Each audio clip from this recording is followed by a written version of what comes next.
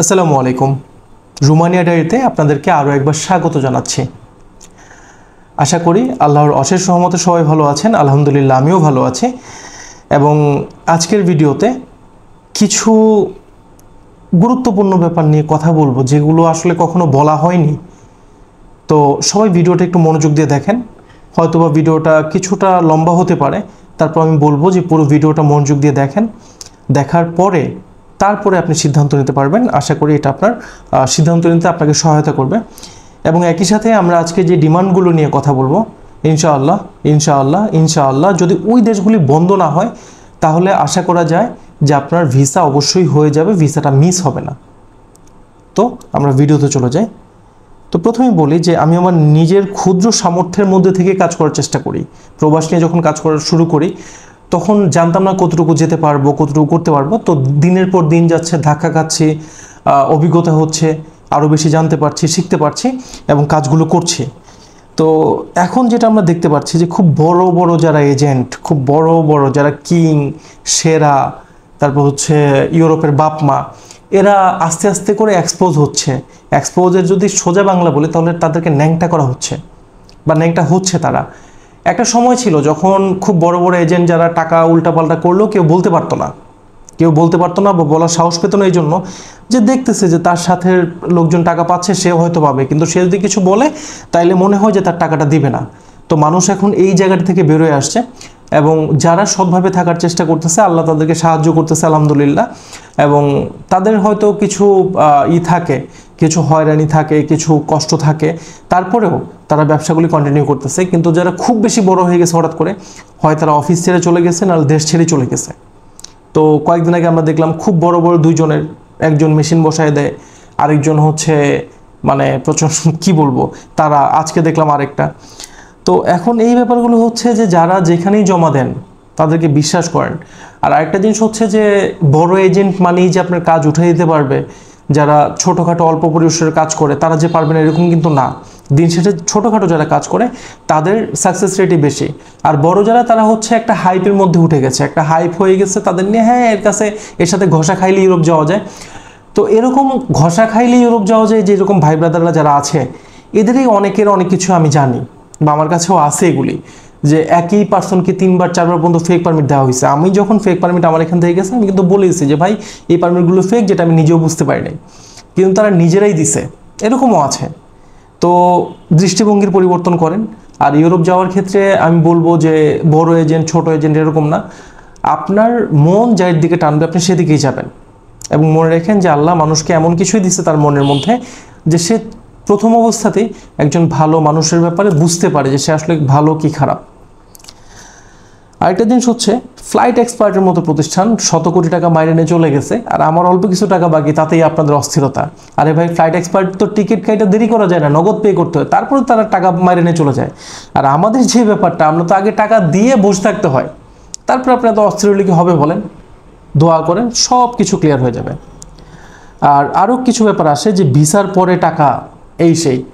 তো অ্যাকচুয়ালি ভিসার পরে টাকা বলতে বাংলাদেশে কিছুই নেই, একদম ক্লিয়ার কথা। হ্যাঁ, একটা আছে যে ভিসার নিশ্চয়তার পরে টাকা, যেমন নর্থ ম্যাসেডোনিয়ার অ্যাপ্রুভাল মানেই ভিসার নিশ্চয়তা, এরপরে টাকা। সার্বিয়ার অনলাইন অ্যাপ্রুভালের পরেই ভিসার নিশ্চয়তা, এরপরে টাকা। কিন্তু ভিসা হওয়ার পরে টাকা দিবেন, আসলে ব্যাপারটা এরকম না।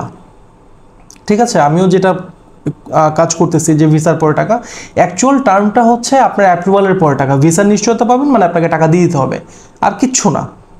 ঠিক আছে, তো আজকে যে ডিমান্ডগুলো আমি বলবো, অনেকেই বলেন যে আমরা শুধু ডিমান্ড বলছি।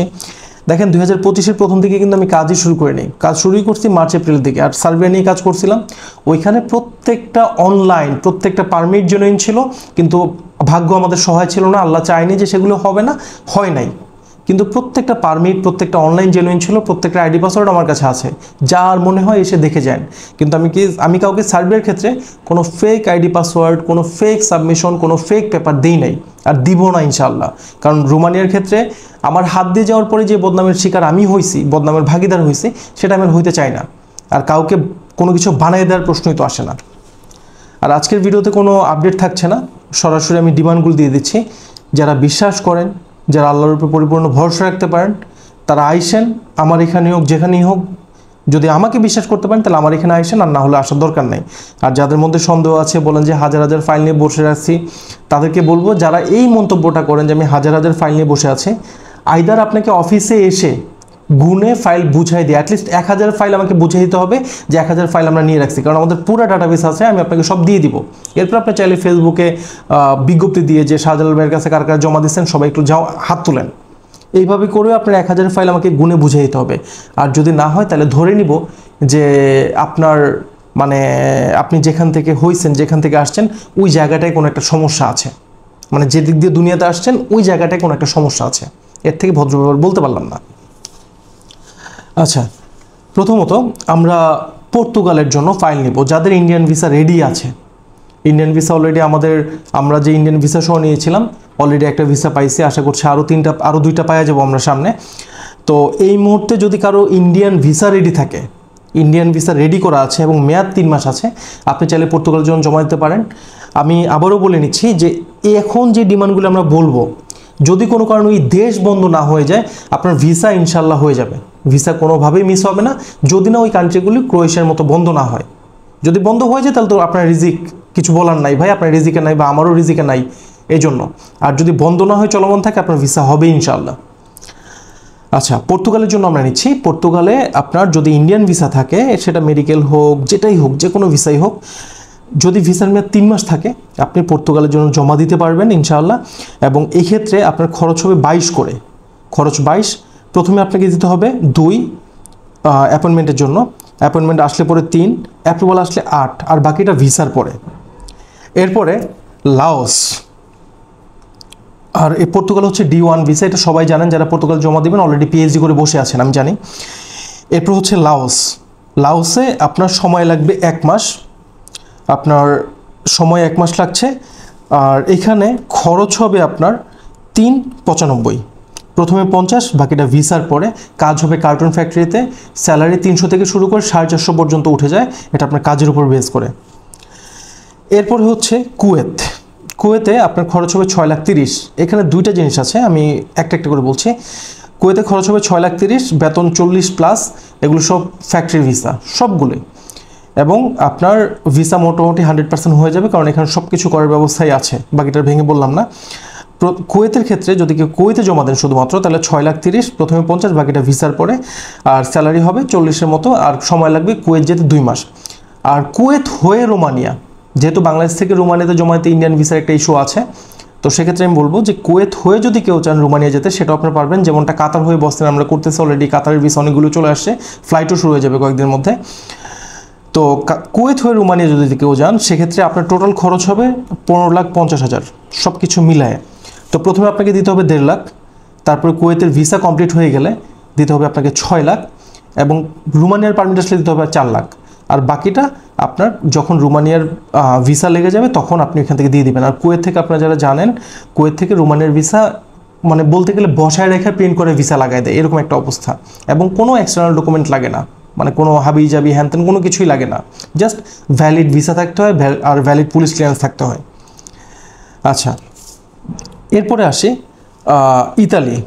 আপনারা অলরেডি দেখেছেন আগের ভিডিওতে আমাদের একজনের অ্যাকোমোডেশন পেপার চলে আসছে, এবং এই মাসের মধ্যে ইনশাল্লাহ ম্যাক্সিমামগুলি আমাদের চলে আসবে। আর সামনের মাসে হয়তো আরও 3টা আসবে, আর এর পরের 2টা হচ্ছে সামনের মাসের লাস্টের দিকে চলে আসবে। তো ইতালির জন্য যারা জমা দিতে চান তারা আপনার চাইলে জমা দিতে পারেন। এখানে আমরা 8টা ফাইল নিতে পারবো সব মিলে। আর এখানে খরচ হবে 20 লাখ, প্রথমে 2 পারমিটের, প্রথমে 2 বাকিটা ভিসার পরে, আর এগুলো স্পন্সর ভিসা। আর এখানে একটু জিনিস বলার আছে, সেটা হচ্ছে অনেকে বলেন যে ভাই ক্লিক ডে ছাড়া কেমনে, এইটা কেমনে, ওইটা কেমনে। আমি আপনাদেরকে বলবো যে ক্লিক ডেট যে ভিসাগুলি হয় সেগুলো হইতে 1-1.5 বছর লেগে যায়, কিন্তু স্পন্সর ভিসা যদি আপনার স্পন্সর যে পার্সন থাকে সে যদি স্ট্রং হয় এবং তার যদি সব কিছু ওকে থাকে, তাহলে আপনার এই ভিসাটা খুব তাড়াতাড়ি হবে এবং ভিসা হয়ে যাবে, এটা মিস হবে না ইনশাআল্লাহ। আচ্ছা, এরপরে নর্থ ম্যাসেডোনিয়াতে উইদাউট অ্যাডভান্সে আমরা ফাইল নিব, এবং এটা 8 তারিখ পর্যন্ত নিব। যদি এরপরে সময় বাড়ানো সম্ভব হয় সেটা আমরা জানাই দেবো, আর না হলে 8 তারিখের মধ্যে আপনাদেরকে জমা দিতে হবে, উইথ অ্যাডভান্স উইদাউট অ্যাডভান্স যেটাই হোক। তো উইদাউট অ্যাডভান্সে আপনার খরচ হবে 12.5 লাখ। সেক্ষেত্রে আপনাকে একটা চেক দিতে হবে, পাসপোর্ট জমা দিতে হবে, ঠিক আছে? আর লাগবে পাসপোর্ট, ছবি, পুলিশ ক্লিয়ারেন্স এবং এনআইডি। আর বাকিটা জানার জন্য আমাদের এই যে কোনায় নাম্বার দেওয়া আছে সেখানে আপনি যোগাযোগ করে নিতে পারেন। আর এটা হচ্ছে প্রথমে কোনো টাকা নাই, বাট অ্যাপ্রুভালটা যখন আসবে, অ্যাপ্রুভালের পরে 3.5 লাখ দিয়ে দিবেন, বাকিটা ভিসার পরে। আর অ্যাডভান্স সহ যেটা সেটা খরচ হবে 11, প্রথমে আপনাকে দিতে হবে 1.5, পারমিট আসার পরে 2.5, বাকিটা ভিসার পরে। আচ্ছা, এরপরে আসি কাজাখস্তানে। কাজাখস্তানে এটা আপনার ওয়ার্ক ভিসা 1 বছরের, এখানে আপনার খরচ হবে 6,20,000। আপনার প্রথমে দেওয়া লাগবে হচ্ছে 50,000 না 300 ইউরো, $300 সমপরিমাণ টাকা দেওয়া লাগবে। আর এরপর হচ্ছে বাকিটা ভিসার পরে, এবং এটা ই ভিসা হবে বাট ম্যান পাওয়ার করে বাংলাদেশ থেকে ফ্লাইট। এই 6-20-এর মধ্যে আপনার ফ্লাইট সহ কাজাকে যায় পৌঁছানো এবং এখানের কাজ সহ এর মধ্যেই আছে, এর বাইরে কিছু না। আর কাজাকের স্যালারি 400 থেকে 700-এর মধ্যে, 450 থেকে 700-এর মধ্যে ওঠানামা করে, আপনার যোগ্যতা অনুযায়ী সেটা আপনি পাবেন। এরপর হচ্ছে ইজিপ্ট। যারা গার্মেন্টসের কাজ জানেন বা যারা জানেন না কিন্তু শিখার মতো আগ্রহ আছে, তারা মিশরে যেতে পারেন, এবং এক্ষেত্রে আপনার খরচ হবে 3,60,000। প্রথমে আপনার 50, বাকিটা ভিসার পরে। আর বেতন 300 থেকে 450-এর মধ্যে ওঠানামা করে। আপনি প্রথম অবস্থায় যদি কাজ না পান সেক্ষেত্রে আপনি $300 বেতন পাবেন, যখন কাজ শিখে যাবেন তখন 350, 400, 450 পর্যন্ত উঠতে পারে। এবং এই ক্ষেত্রে আপনি যাওয়ার পথেই আপনি সৌদি হয়ে, যেহেতু আমরা নিয়ে যাবো এটা, সৌদিতে আপনি ওমরা করতে পারবেন। আর ইজিপ্টের ঠিক পশ্চিমেই কিন্তু তিউনিসিয়া, মরক্কো এইসব, বাকিটা বললাম না, বাকিটা বুঝে নেন। আচ্ছা, এরপর হচ্ছে কিরগিজস্তান। তো কিরগিজস্তানে আমরা, আর ইজিপ্টের ক্ষেত্রে আপনার সময় লাগবে 1 মাস, কাজাখে 2 মাস, এটা বলতে ভুলে গিয়েছিলাম। এরপর হচ্ছে কিরগিজ। তো কিরগিজের ক্ষেত্রে আপনার খরচ হবে 3,98,000, প্রথমে 50, বাকিটা ভিসার পরে, বেতন হবে 450। আবার এখান থেকে আপনার কিরগিজে অনেকে জানেন যে ভিসা বন্ধ, এটা খুব দ্রুতই খুলে যাবে, এবং অলরেডি কিছু জমা দেওয়া আছে, কিছু স্পেশালি জমা দেওয়া আছে দুবাইয়ের মতো বা মালয়েশিয়া, আমরা এর আগে যেটা বলেছিলাম ওইরকম কিছু স্পেশালি করা যাচ্ছে, আমরা ওইভাবে এটা করে নিয়ে আসবো। এবার আসি বেলারুশের ব্যাপারে। তো বেলারুশের ব্যাপারে আমরা বাংলাদেশ থেকেও বেলারুশের ফাইল আরও নিব ইনশাআল্লাহ, আপনারা চাইলে জমা দিতে পারেন এখন, এবং সেক্ষেত্রে আমাদের রেটটা বেড়ে যাবে। ঠিক আছে, বাইরে বেলারুশ চলতেছে আপনার 11 করে, 12.5 করে চলতেছে। আমরা লাস্ট যেগুলি কাজ করছি সেগুলো 9.5 করে বলে দিয়েছি আপনাদেরকে। তো এখানে আরেকটা করতে পারেন যে আপনার যদি এমনটা হয় যে আপনি চান যে আপনি বেলারুশের জন্য জমা দিয়ে 3-4 মাস বসে থাকবেন না, তো সেক্ষেত্রে আপনি যেটা করতে পারেন, কিরগিজ হয়ে বেলারুশে যেতে পারেন। সেক্ষেত্রে কিরগিজের যে 3,98,000 টাকা খরচ আছে, তার সাথে আপনার $37 যোগ হবে, $3,700 যোগ হবে। এবং ওইখানে একটা সুবিধা হচ্ছে এই জায়গায় যে আপনি যায় 2 মাসের স্যালারিও পাইলেন, প্লাস হচ্ছে ওইখান থেকে কোনো কন্ট্রাক্ট হাবি যাবি কিচ্ছু লাগে না, সরাসরি আপনি স্টিকার নিয়ে আপনি বেলারুশে ফ্লাই করতে পারবেন কোনো ইস্যু ছাড়া। ঠিক আছে, তো এই ছিল আজকের ভিডিও। যারা আগ্রহী আছেন দ্রুত জমা দেন। আমি যেই দেশগুলির ডিমান্ড এখন বললাম এগুলোর প্রত্যেকটা ভিসা হবে, যদি না ওই দেশটা বন্ধ না হয়ে যায়, ইনশাআল্লাহ এটা মিস হবে না।